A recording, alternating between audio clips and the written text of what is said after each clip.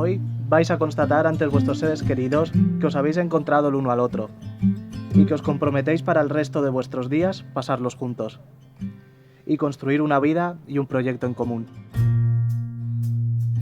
We might kiss.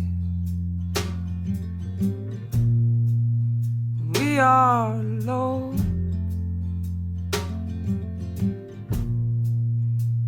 Nobody's watching. We might take it home.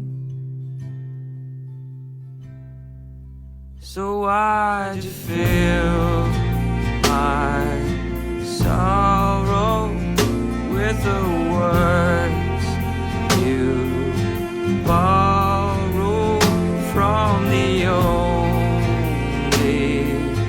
place that you've known?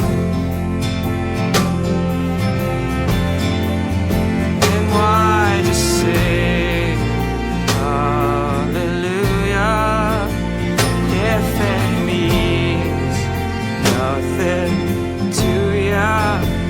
Why'd you say with me at all?